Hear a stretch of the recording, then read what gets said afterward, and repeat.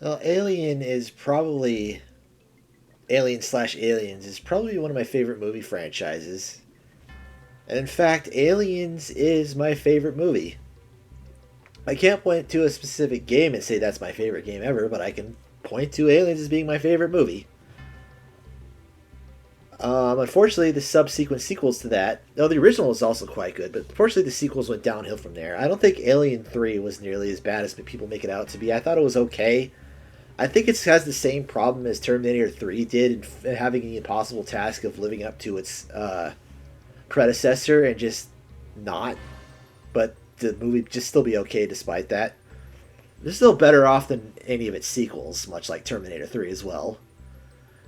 But anyways, about the games, well, there have been a lot of them and they've been pretty hit and miss. So let's see how the games fare to the movies. The very first one that came out was an Atari game, and it's a Pac-Man clone. Like, there's nothing else to say about it. It's a Pac-Man clone, and it's not a good one either.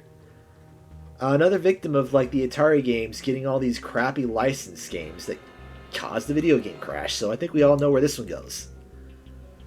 The next three sequels I actually didn't play because they're all PC Engine games. The first one I believe was kind of like a maze game, actiony maze game, and the other two were kind of Contra-like platformers, maybe.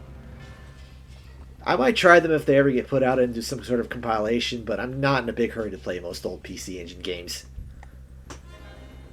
But the first earliest game that I did play was an arcade game based off the second film, and it's a good one. It looked pretty good. The action's done quite well. It like looks straight up like a game that Konami made. Like I think Konami may have actually made it, but it very much feels like a Konami game in that sort of vein of Contra.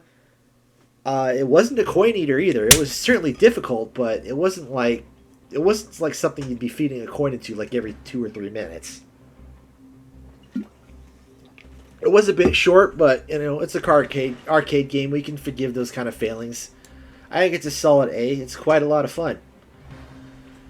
Now, speaking of Alien 3, though, they were really trying to capitalize on the second film's success, and hoping the third one would do as well. And unfortunately, well, again, I don't think it's a bad movie. It did not live up to it.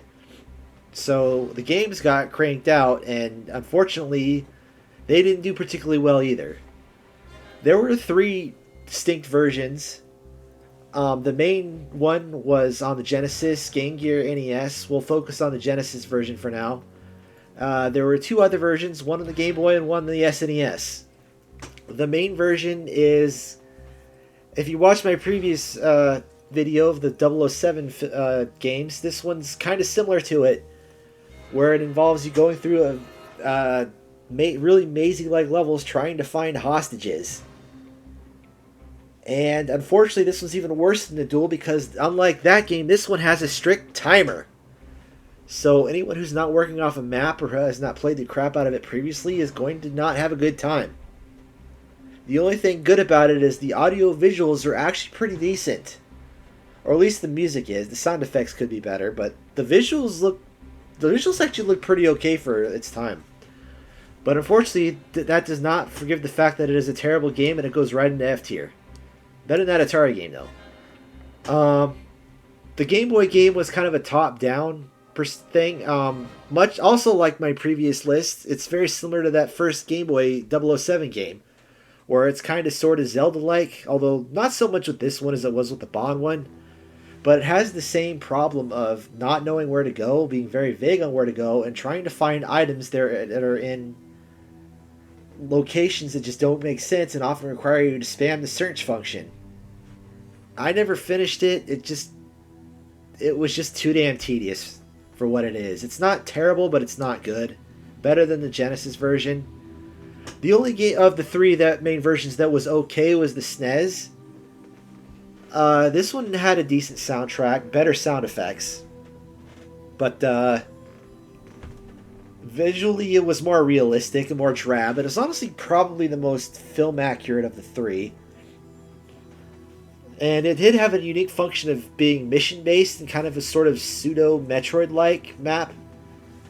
Very pseudo though, because you didn't like require upgrades to navigate your way through. The main problem is I had with this game is number one, enemies spawn way too frequently, and number two, the only weapon that gets stronger to match the increasingly strong xenomorphs is the flamethrower, which you have to find stronger fuel to use. The machine gun or the pulse rifle and the grenade launcher do not, so unfortunately they just get worse and worse. So you pretty much end up using the rifle for the facehuggers, the flamethrower for everything else, and the only thing the grenade launcher is good for later on is the I think they're Praetorians actually. But anyway, this goes through I think 4 zones, and you have to complete every single mission. And man, do those missions get repetitive. Usually either freeing prisoners, fixing valves, or killing a Praetorian. And your reward for completing that game is just not even a showdown with the Queen. It's just her pushing the Queen into the through cutscene, pushing the Queen into the fire pit, and then killing herself like she does in the movie to stop the alien from getting into the wrong hands. It's okay. I'm not sure I'd recommend going out and playing it, but if you're going to play any game based on 3 that isn't the next game I'm going to talk about, that's the one to play. There was a 4th game that most people probably hadn't heard about. It's called Alien 3 The Gun. I'm not sure if this was even released in the US, because I've never seen it in the arcade. I played it on the emulator, and it seems pretty similar to the Terminator 2 arcade game. And this one's actually pretty good. It's not great. It's not too terribly difficult, so it's also not a quarter muncher. It's not as good as the Aliens arcade game, but for a light gun game based on the franchise, it's probably the best of the 3 light gun games. Again, it's not great, and the ending is really freaking weird. And honestly, the story doesn't really make sense because it follows the story of the Marines going through the facility after the movie already happened, which is probably why the ending is so weird. But it's a pretty decent romp.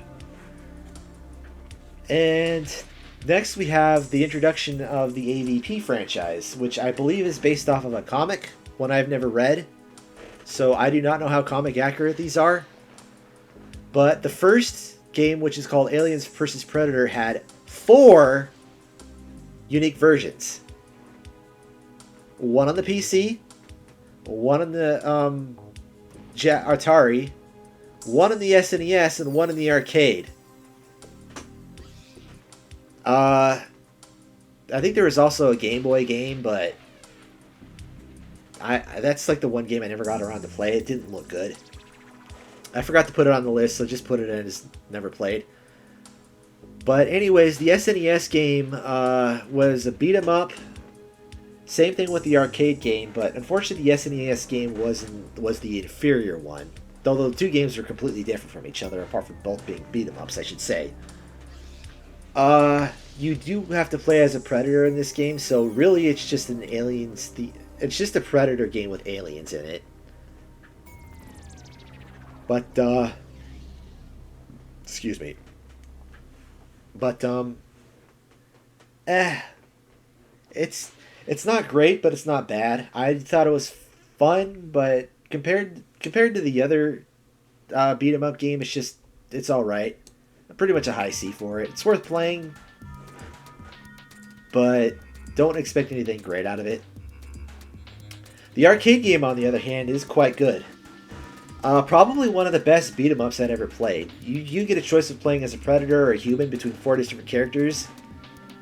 All of them have somewhat different abilities, and there are a number of hand weapons you can pick up, including the pulse rifle and smart gun. Though ammo is pretty limited. It's a bit of a quarter muncher, but it's not that bad. I'd say it's not quite as good as the Aliens arcade game, but it's still a lot of fun, and one of the best beat 'em ups. Highly recommend playing it if you get a chance. Unfortunately, the Jaguar version is not good. I wanted to like that game. I really did. It seemed like an interesting Wolfenstein-like game. But it's impressive they got it to work at all in the Jaguar, to be honest. But man, the maps are too damn big and too damn confusing. It's impossible to tell where you're going. And it doesn't help that the map is not helpful in any remote sense. The human campaign is probably the most tolerable of the three, since it's probably the only one that has really any story to it, number one. And number two, you don't have to go into like vents as much. Although you still do, and it's kind of annoying. Which, speaking of which, the vents are the worst part, because if the main hallways were impossible to navigate, the vents, holy shit. Good luck finding your way around those things, because you're going to get lost, and you're probably going to end up in the wrong place, and you're going to get frustrated and stop like I did. And it doesn't help that if you're playing as the human or the predator, that dead aliens will leave permanent acid stains in the ground, which do never dissolve. So every time you walk through them, you're going to take damage. So you have to like try to bait them into open areas. And there's a lot of them too. Plus, if you reload your save, guess what respawns? Though thankfully pickups will also respawn. Ammo is pretty damn restrictive. And it doesn't help that they hide the pulse rifle in a stupid spot. So if you rely on the shotgun through the whole game, you're just going to get overwhelmed. And then the Predator has the problem of having to rack up points through melee kills to unlock the more powerful ranged weapons. And if you start killing enemies while cloaked, you start losing points. And you can actually lose access to your ranged weapons, which is stupid. The Alien campaign is probably the worst of the three because of the respawn system. You have to infest humans. And if you die, you go back to the last infested human and respawn from that point. The problem is if you go a long time without dying, you can get set a long distance back. So it's not terrible again, but it's not worth playing. It's too frustrating for its own good, too tedious for its own good. Maybe if the game was ever remade, it might be worth playing. Like, it needs an actual remake, not just a remaster. As for the PC game, this is easily the best of the first games. Yeah, the first list of Aliens vs. Predator games. It's still not that great and inferior to both the reboot and AVP 2. This one also has three distinct campaigns.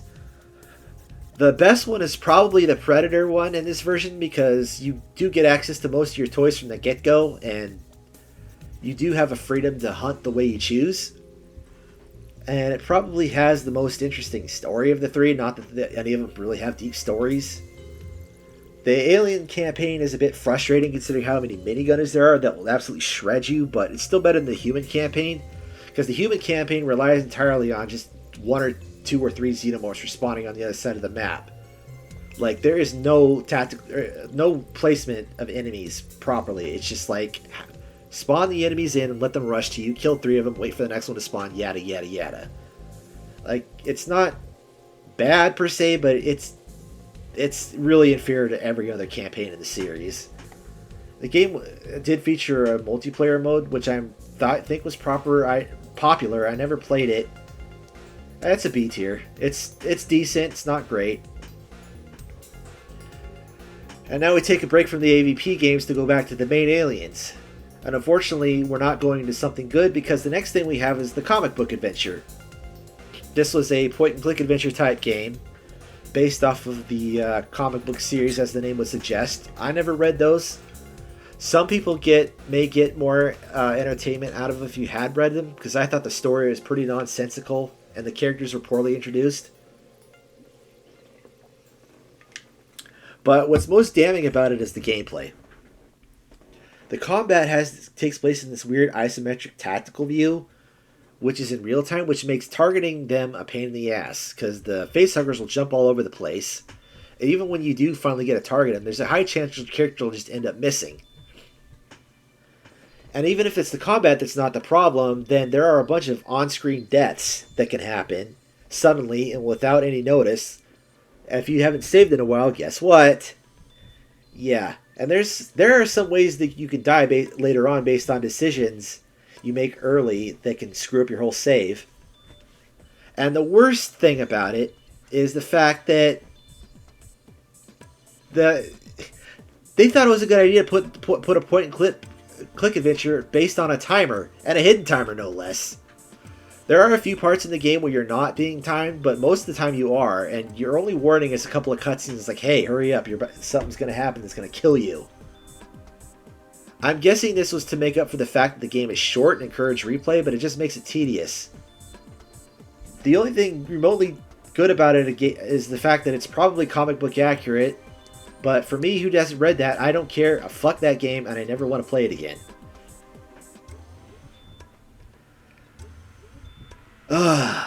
Thankfully, now we can talk about something that's actually good, and it's Alien Trilogy.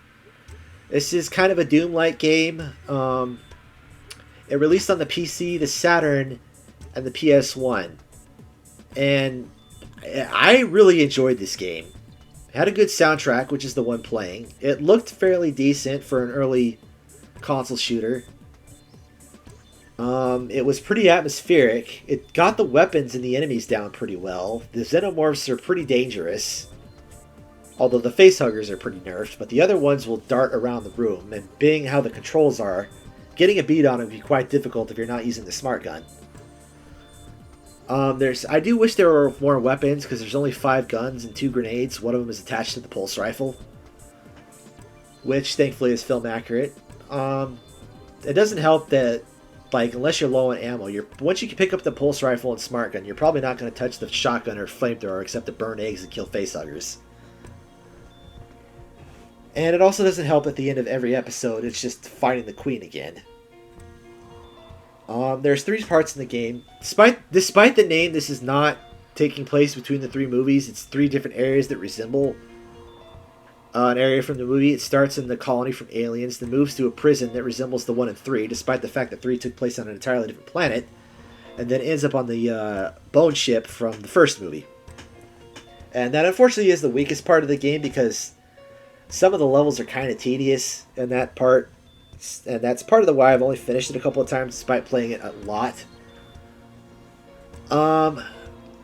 I do think this game really needs a remaster badly, because they could probably fix some of the issues in the last levels, but more importantly, each of the 3 versions have their own issues. The PC version is buggier and has control issues.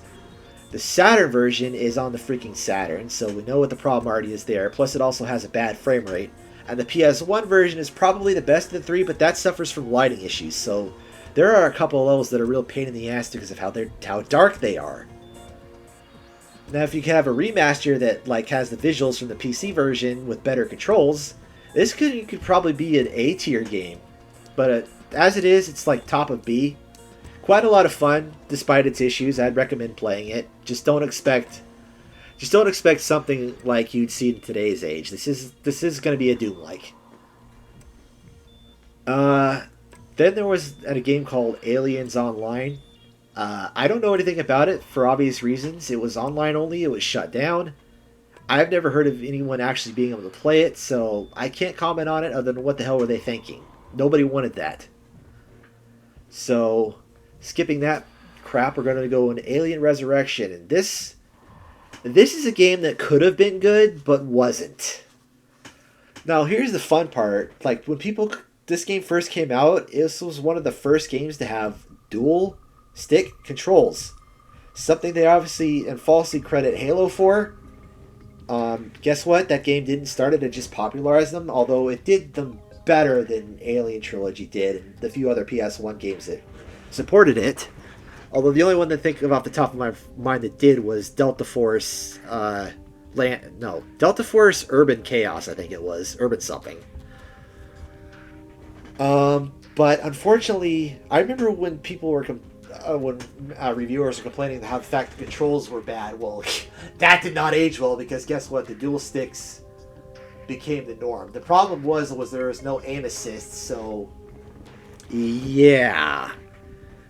The fact that the stick controls were a bit clunky, and the fact that there was no aim assist made hitting your targets really difficult. Supposedly this had support for the mouse, but good luck finding anyone who had that. Much like with Alien Trilogy, this game also desperately needs a remaster, though probably this one needs a full remake, because it's not just the controls that are an issue. The first half of the game isn't so bad, but the second half of the game gets really, really, really tedious with supplies. And you can't just avoid enemies, because they know where you are, they come at you, and they are faster than you. And I get this is going for more of a survival horror in a way, and it's kind of like Dead Space. It's very similar to Dead Space, actually. The way the ship is just so metallic and look unlivable looking, combined with the fact that it uses the environment pretty well. It's, as far as the sound design goes, to be spooky. This is probably the only Alien game that I actually say is scary, by the way. Apart from maybe Isolation.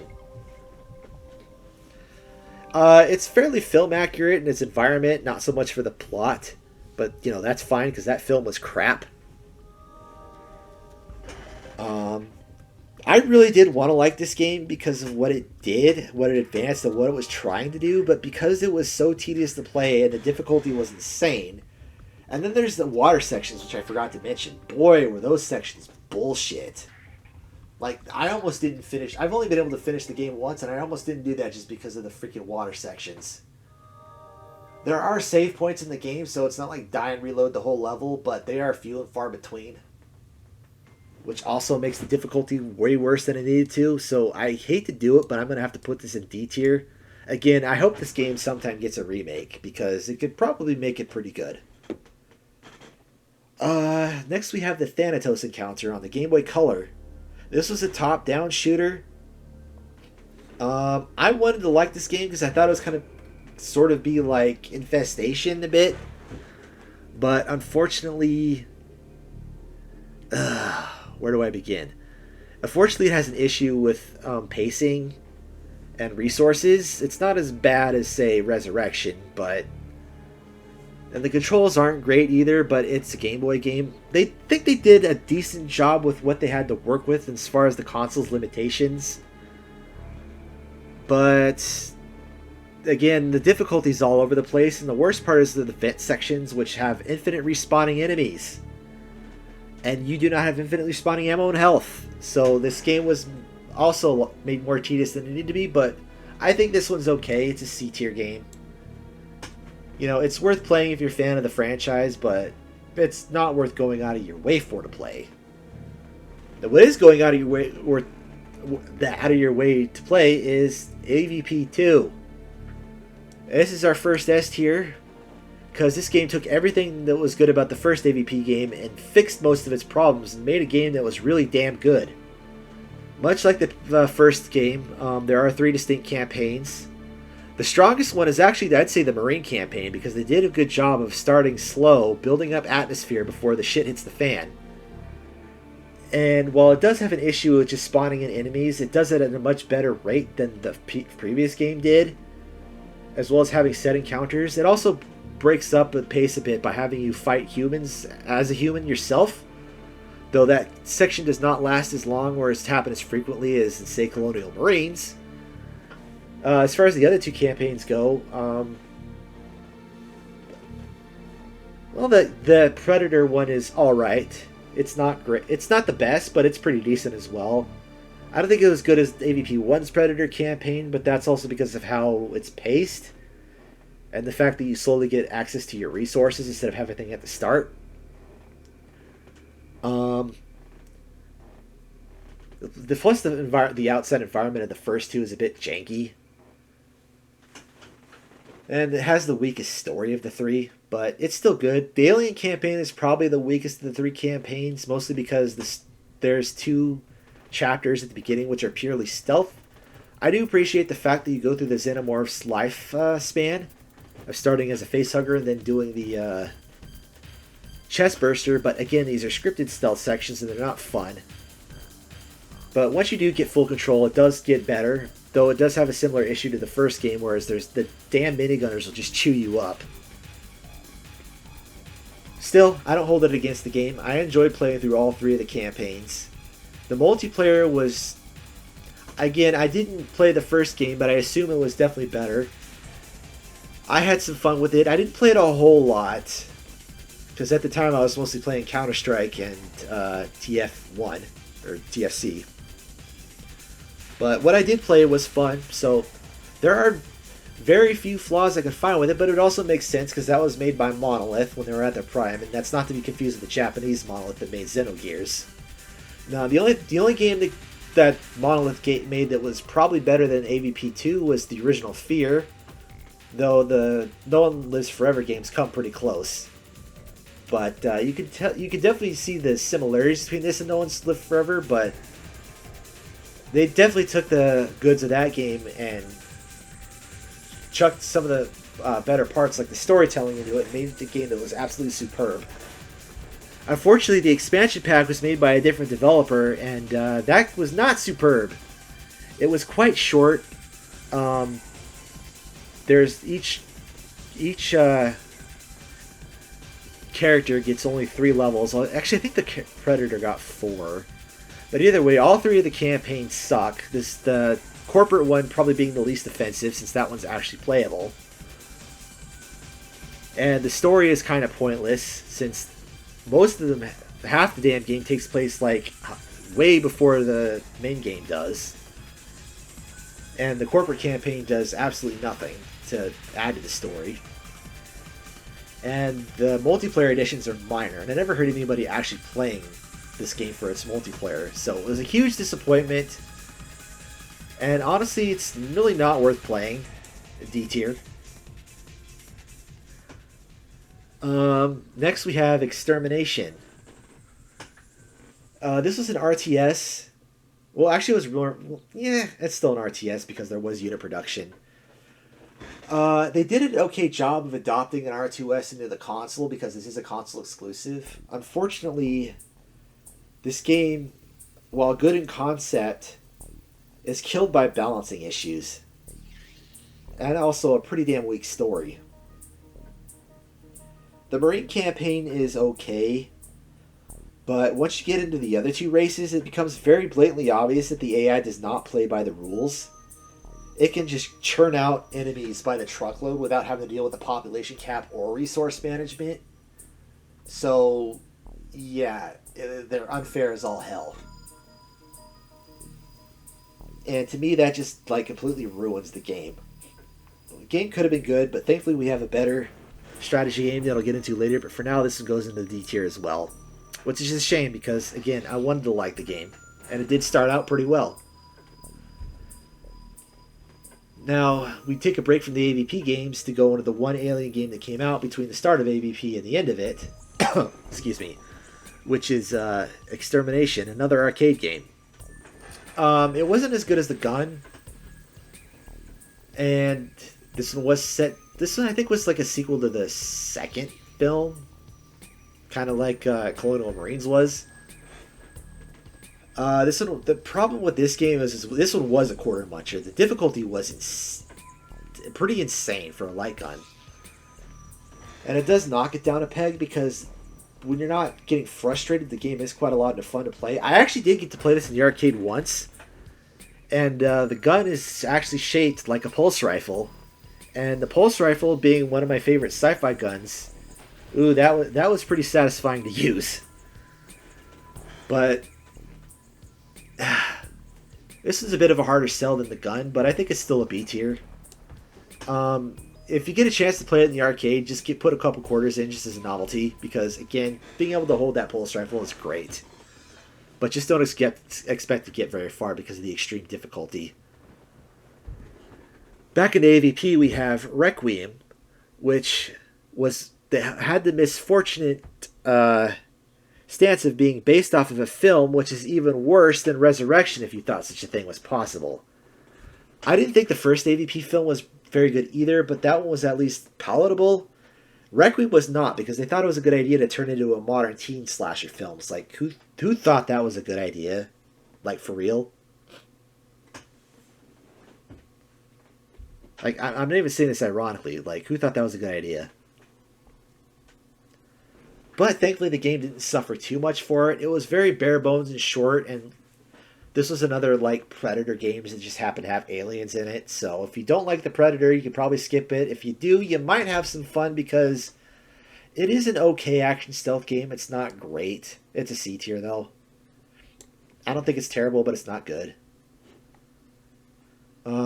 Now for the reboot, I have mixed feelings on... Well, actually, no, I don't. I really don't have mixed feelings on this one. I was thinking of a different game for half a second. My brain is not working today, I guess. But this one, I think I was thinking to say this game did come out to mixed response. I never understood why, because I thought the game was pretty good. The Marine campaign was probably It wasn't the strongest, but it was pretty good, though it was definitely the main focus because it's longer than the other two. And it did have more focus on the story. It wasn't as quite as AVP 2's Marine campaign, but it was better than the original. Like, the pacing of it was solid. The game looked okay, though it was a bit. It definitely had a bit of the gray and brown that generation suffered through. The Predator campaign, unfortunately, kind of was the weakest in the series, as that game was way more restrictive on its gadgets, and the fact that A, he only had access to a few, and B, it was he wasn't able to replenish his energy in the same way. So keeping his energy to a point where he could constantly use those weapons was tedious. So oftentimes you had to resort to cloak and dagger, which makes sense for it to being a predator, but as soon as you attack something, you're exposed, and then everything else starts shooting at you. So it just makes it more tedious than it needed to be. Thankfully, the Alien campaign was probably the best in the series.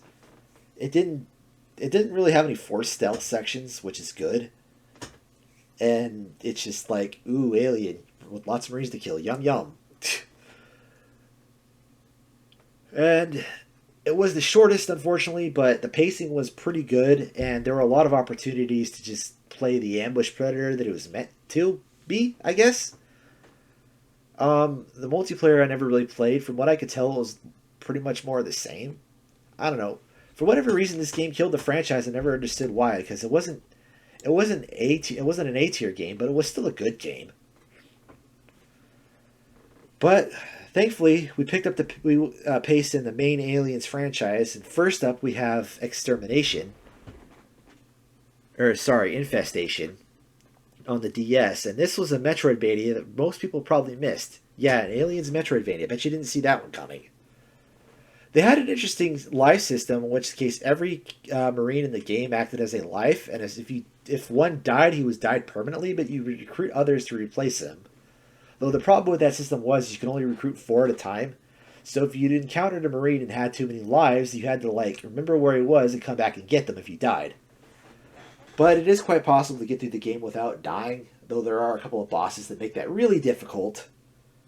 Still, even though it's a bit short and didn't have a lot of options as far as abilities to play with to make it a true Metroidvania, it was quite a lot of fun. I fully recommend it. Definitely an A tier game.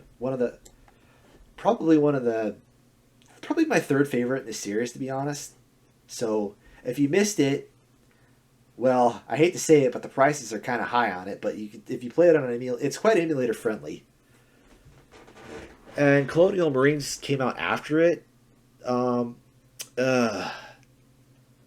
I think this game was treated a bit unfairly, to be honest. Putting what Gearbox did aside of the scummy practices they did is not necessarily the game's fault.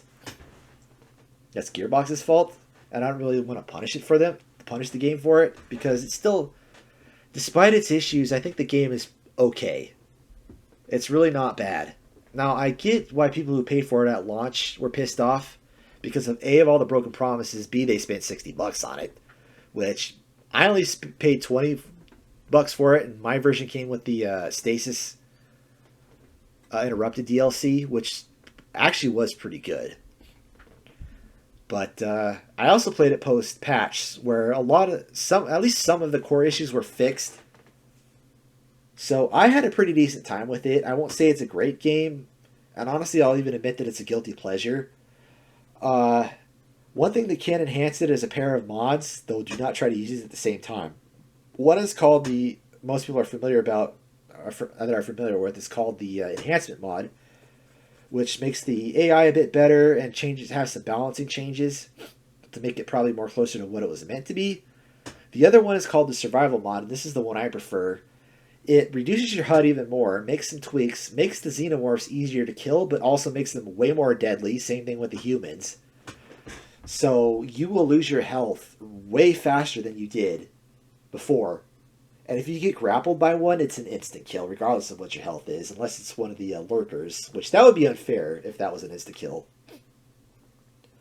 It kind of makes the game like the Metro games' Ranger Hardcore mode, especially if you play it on its hardest difficulty, which is something I don't normally do, but considering how it becomes a more tactical and more intense experience with the survival mod. That's the one I recommend. But if you gave this game a try and you hated it at launch, I would recommend giving it another chance now that it's been patched and trying out one of those two mods. You might actually enjoy it. And I will even say it's a solid B. And unfortunately, the arcade games did have a pretty good run, but the arcade games finished with, yeah, this game was not that good. I think it was based off of the books because there was a lot of. Never mind the fact that the story was really weird. I don't remember the Earth ever being invaded. Number one, and number two, it looks like the tech is even Aliens because the pulse rifle's not even in it. And there's like all these really weird forms of xenomorphs. Like there's spider ones and flying ones. Like how the hell could a facehugger infect a spider or a bat? Well, I guess it could do a bat, but still, there's like flying facehuggers and like a flying queen. It's like, what the hell? Like, I get trying to be more creative with the designs, but some of them just do not make sense. Plus, the story is, like, again, pretty stupid, and the gameplay is just not that fun. It's not bad, but it's not good. Another C-tier game. If you find it in the arcade, I'd give it a pass, to be honest. Thankfully, we can talk about something that is really good, and that's Alien Isolation. Now, I normally don't like modern run and hide type horror games. They're boring and repetitive as shit. I honestly hate how the horror games these days either have to be like horror themed shooters like Doom 3 or hell, even Dead Space, where the game's not even scary. But I will take that over the run and hide shit because man, do those get boring.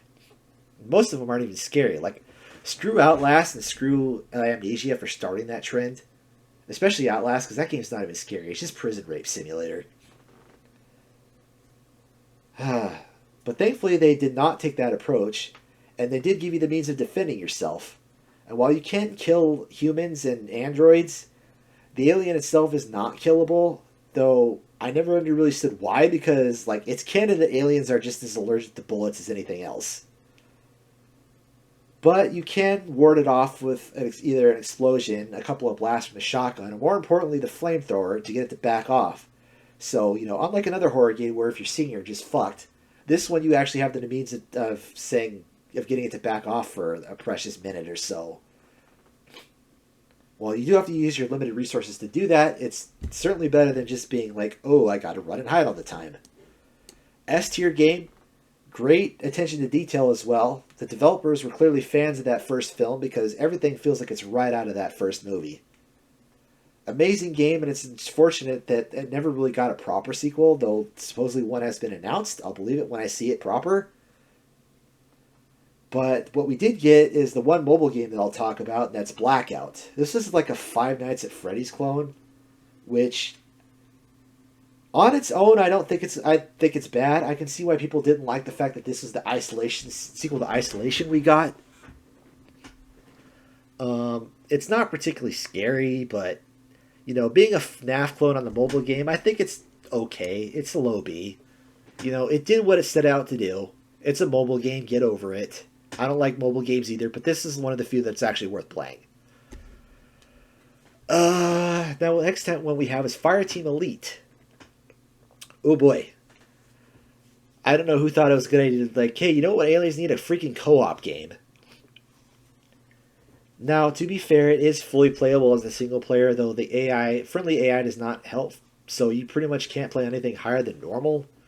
Though there are mods for the PC version that will make them better to make it playable on the harder difficulties. But I'd imagine this game was probably a lot of fun with friends. But as for me, it was just okay. Again, I would give this a low B. But I really don't like the fact that it took a lot of stuff from those awful Prometheus and Covenant movies. That did not help. The pacing was not that good. It's just oh hey, it was a lot like Left 4 Dead but worse. It's like kill a bunch of like swarming small enemies, and then deal with a mini boss type that takes way too much damage. So if you're playing a solo, I highly suggest playing as the Demolitionist, and then using either the heavy laser or one of the launchers, and then one of the rifles to go with it. If you can play it with friends, because then it'll be fun. If not, then it's just like one playthrough and forget about it. Supposedly, we're also getting another Fireteam Elite 2. My thought is why? The first one was not that good. I would say they should have given Colonial Marines another chance. And either remade that game or made a sequel to it that actually has all the promises that Gearbox failed to deliver on.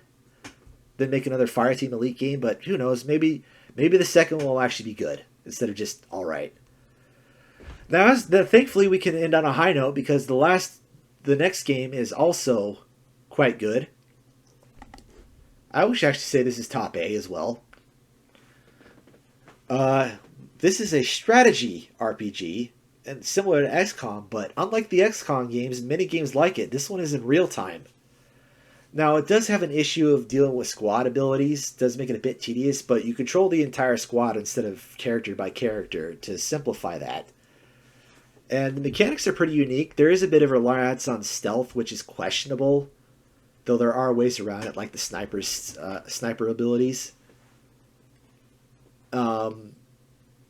Once you do get detected, then a threat meter will go up, and it's every time it reaches a new level, then the enemies get harder until it reaches max.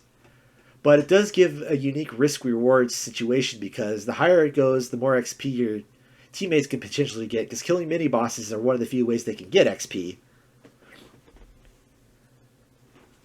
But, yeah, the only issue I have with the game is the story is not that good, and plus all the character-created models are ugly as sin, especially the women. Probably a bit of DEI in that involved, but still, I fully recommend playing that if you like XCOM games or Alien games because it does a great job of being both and being unique. Now, for the last game on our list is the VR game Rogue Incursion. And I have mixed feelings on it. I know this game got kind of crapped on. I also think this game was treated a bit unfairly, but I also have to acknowledge the fact that, number one, it runs like shit. I'm hoping that got patched or will get patched eventually. And number two, they did a bit of bait and switch by turning it into a two-part game. So they say the game is complete. I call bullshit on that because I played it and it ends really abruptly and says, this character will return. Yeah, that's called you didn't finish the game. I'm hoping that the part 2 comes out. It's either free DLC or it comes out cheaply to whatever the game probably would have originally cost if it hadn't been rushed out the door. It kind of did suffer the same fate as the Metro VR game. It was underfunded and rushed out the door. I do think, despite its issues, it is the better of the two, though the story does kind of suck. And speaking of DEI, the joke is about all DEI characters being black lesbians. Well, the player you character I don't think you play as is not a lesbian, but it's a black female, and one of the prominent characters in the logs is a black lesbian. So, way to prove the point, guys. So yeah, the characters are pretty cringe. Like, even without the DEI shit, they're just not good. They're not interesting. The only one remotely interesting is the android character. So if you don't mind the fact the story sucks, there is generally a good VR survival horror game to be found. And it is kind of nice that you can finally use the pulse rifle in VR. That was great. But again, I'm hoping this game gets the treatment it deserves and gets patched and gets the story finished without charging people double what it would have been. If that does happen, then consider it a high B. For right now, I'll stick it like between, say it's slightly better than Fireteam. If it doesn't, then and it's left as it is, being buggy, poor performance, and unfinished, then you could probably consider it a C tier. But I'm hoping that's not the case because I like to say Aliens right now is in a pretty good state. And that's my list, and I'm hoping to see more from the series, and I'm hoping to see better from the series.